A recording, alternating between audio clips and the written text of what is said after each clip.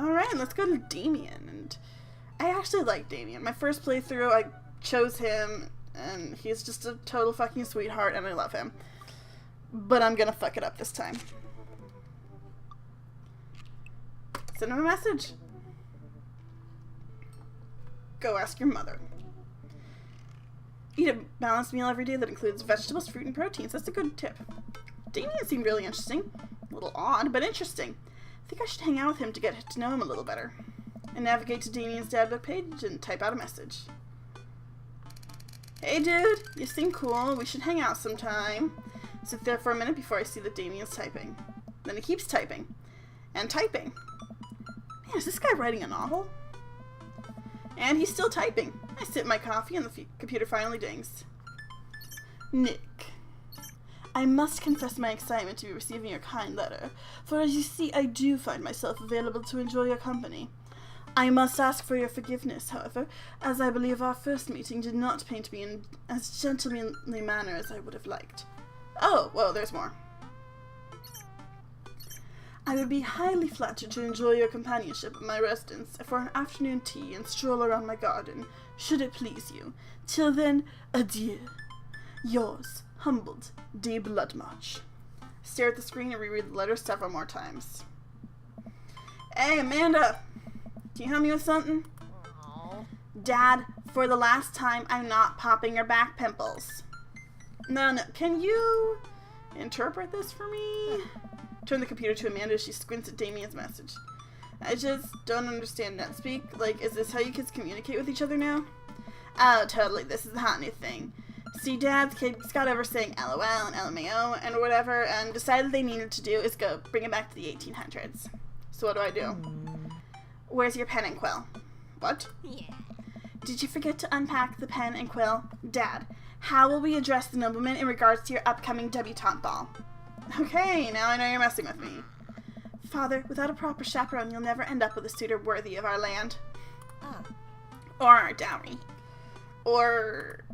So you read Pride and Prejudice for school one time, now you're reciting things you know about it back to me, aren't you? Like the first 5 pages, then I read a review of the movie. Still got a B, though. Great. So what do I say to Damien? I got this. Amanda reaches over me and types on the keyboard. Sure thing, dude. Regards, Nick. Amanda hits send and smiles at me. Well, I suppose that's that. I make the short walk over to Damien's house. Well, I guess you can't really call it a house. It's more of a manor, estate. The Gothic architecture looms over all the other homes in the cul-de-sac. Walk past a couple of gargoyles guarding the front door and look around for a doorbell. There doesn't seem to be one. I pull the large, ornately carved bat's head door knocker back, and a hollow sound echoes throughout the house as I strike it against the door. Wait several moments before the door slowly creaks open. It's a little creepy, but I enter the home and take a few steps in the foyer, noting the oil portraits of who I assume are dead relatives hanging on the wall. As I'm admiring them, the front door slams shut behind me. Hello? Silence. An oil lamp in the corner flickers dimly, casting ominous shadows against the wall. Why do I feel like all the people in these paintings are staring straight at me? Why is it so cold in here? Where's Damien? Nick, pleasure to have you in my home. I look up and see Damien standing at the top of a majestic staircase with a walking candle holder. What's with the door slamming shut? Oh, sorry, there was a draft. And the door creaking open when I knocked? I accidentally left the door unlocked. And the creepy oil paintings? I like oil paintings. Right. Right. Please, let me show you around. Kang! Damien leads me around his house, showcasing his parlor, sitting room, auxiliary sitting room, and the parlor again for some reason. This is one of the older homes in the block, yes, but nowhere near as old as the architecture might suggest. Through extensive renovations, I have been able to craft a residence that is both historically accurate to the Victorian period and equipped with the amenities of any modern dwelling. We walk past a door covered in bumper stickers, caution tape, and a black parade poster. Did they listen to My Chemical Romance in the Victorian area? That's my son's room. You know how the rebellious teenage years are. Onward, onward, there's more to see. We reach a door at the end of the hall that Damien opens with a flourish. And this is the library. Sunlight streams in from floor-to-ceiling arched windows. The walls are lined with packed bookshelves, and even more books are scattered over the period-appropriate furniture. Damien is clearly really proud of this room. So, I'm gonna completely ignore it all. Please, will you join me for tea? Follow Damien to his sitting room where finger foods have already been set out upon a beautiful, tiered silver tray. I take a seat on one of the high-backed chairs as Damien pours and serves me some tea. That's clearly a golden serving tray. I can't believe we're having a high tea. Never thought I'd get to do this. Damien smiles to himself. What? It's a common misconception that high tea refers to the wealth or class of the people enjoying it, when in fact the high refers to both the later time of day that the working class had to enjoy tea and the height of the tables on which they're served. Oh. My dear friend, we're currently enjoying afternoon tea. That's informative. Damien takes a seat next to me and serves me a tiny sandwich. I like your cape. Ah, it's a cloak actually, but thank you. Victorian fashion is very important to me. You pull it off quite well. Oh, thank you. Regardless of my historical leanings, it's very important to me to present myself well. It has taken a long time to come up with a style that's both true to form and representative of myself, but I'm very happy with how I dress. Do get some strange looks, yes, but it's something that brings me a great deal of joy, so I don't mind. To be able to wake up in the morning, pick from my closet a variety of cloaks, waistcoats, top hats, and even binders that are period appropriate feels amazing. So, okay, the binders thing is supposed to show that Damien is trans. I know that, like, some of the creators have come out and said that, yeah, that's supposed to refer to, so I'm not just pulling it from thin air here. So what I want to know is, were they Victorian binders? Future me will let you know. You wear top hats? You don't. What got you so interested in goth stuff? Well, when I was a young boy, my father... Did he take you into the city? Sorry. Did you guys see a marching band? I'm afraid I don't understand. You're serious? Of course.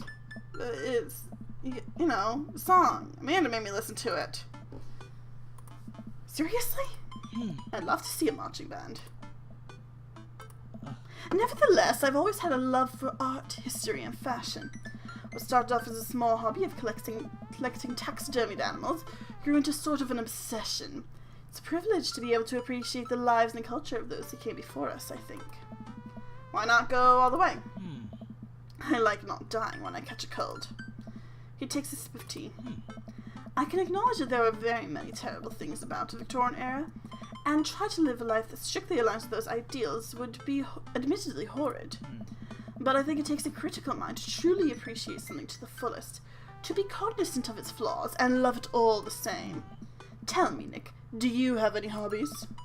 Man, I do, but I don't know if I care about anything the way you care about this stuff. Well, love to hear about your interests. Hearing someone talk about the things they're passionate about is intriguing, and quite honestly, rather attractive. Please, do tell me about your hobbies. Quick, sound sophisticated.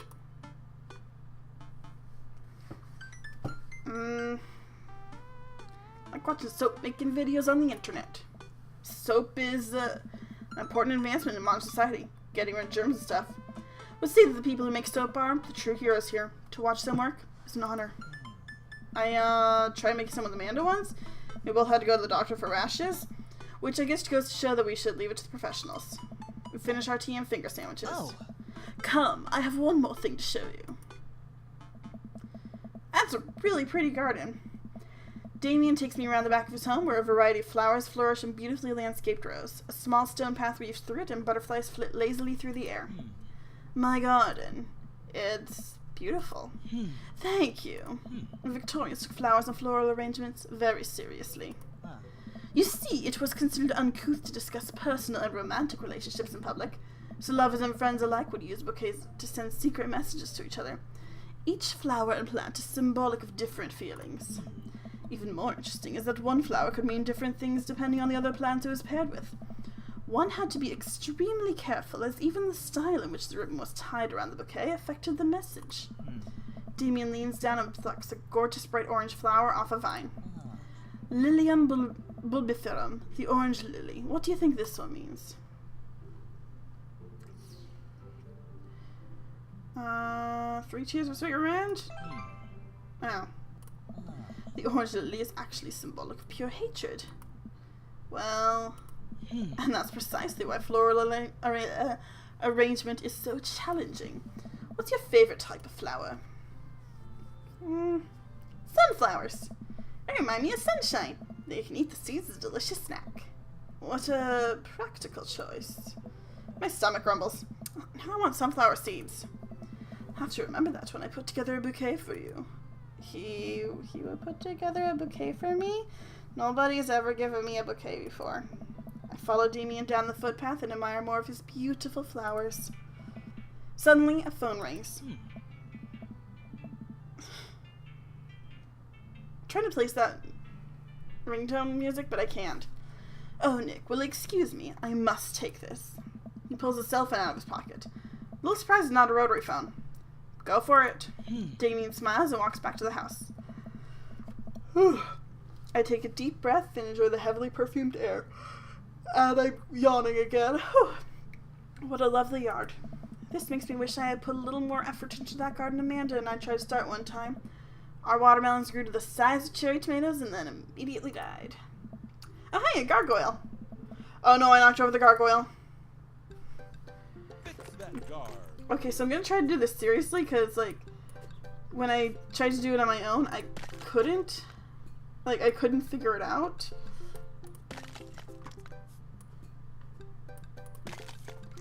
Okay. That way. That way.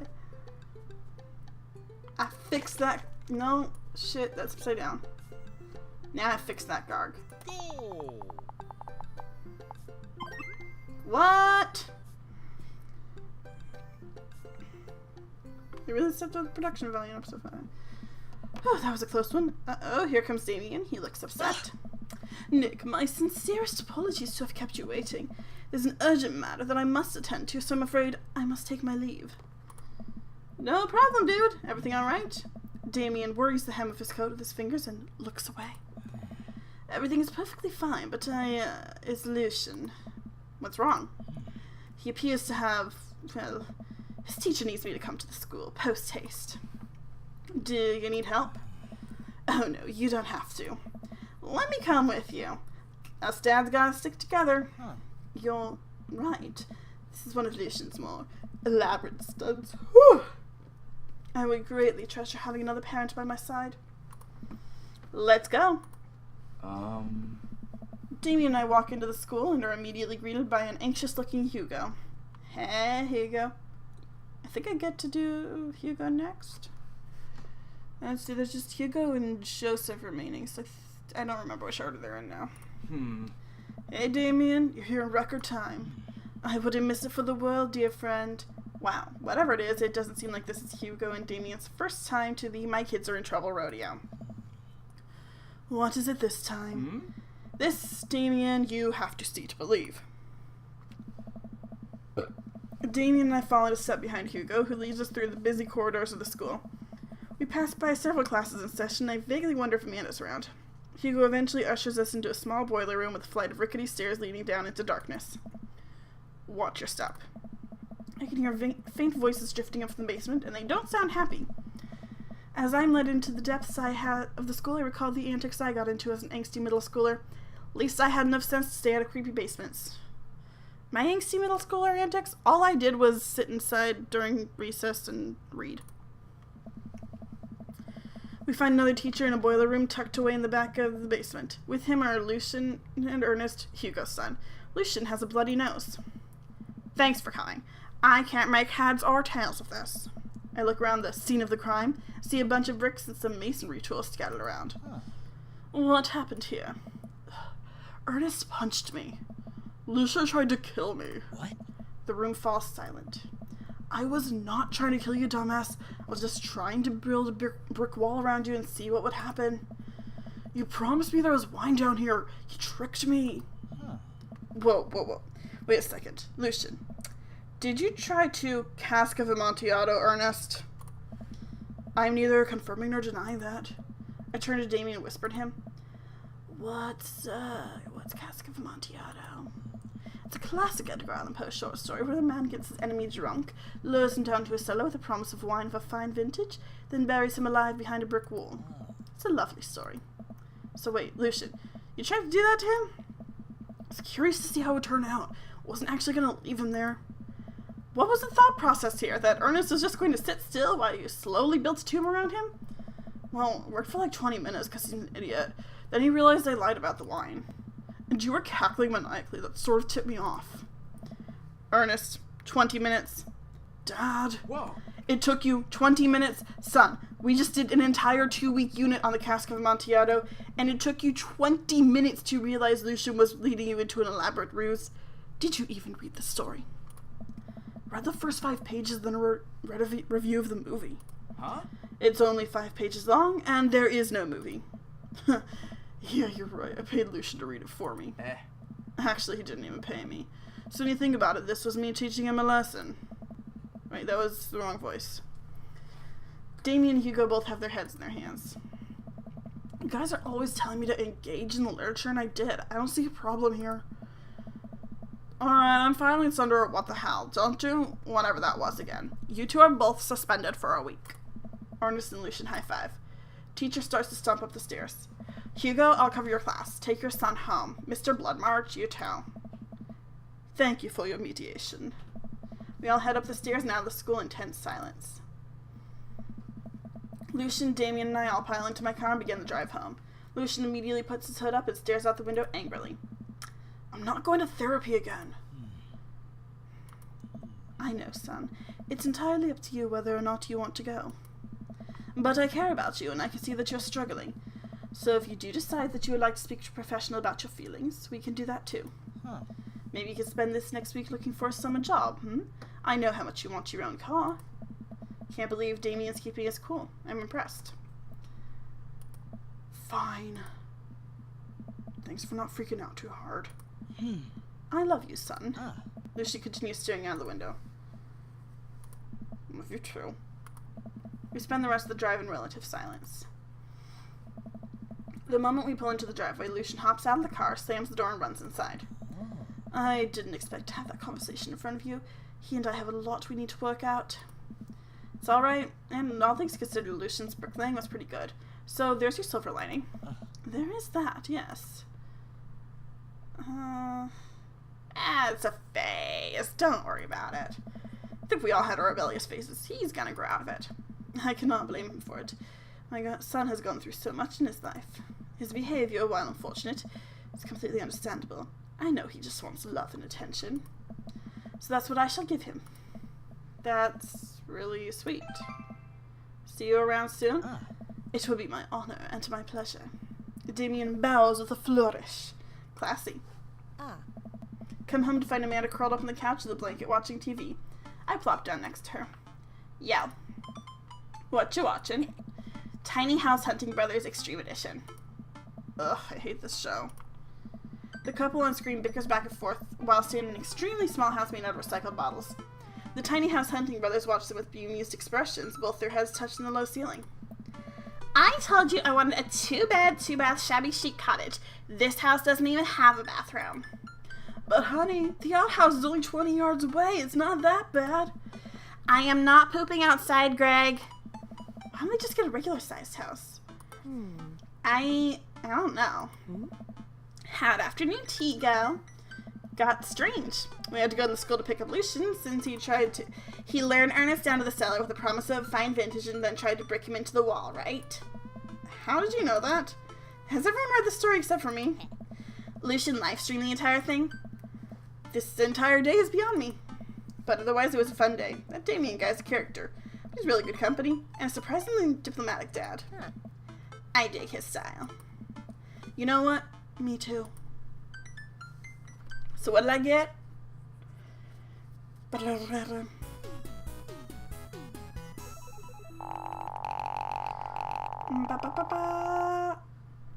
B. A lovely enough date. All right. Welcome. You've got dads. Well, I'm gonna call it here. Thank you for joining me, everyone. And next time we'll date Hugo. And then after that we'll date Joseph. And then it's round 2 for all the dads. Bye-bye.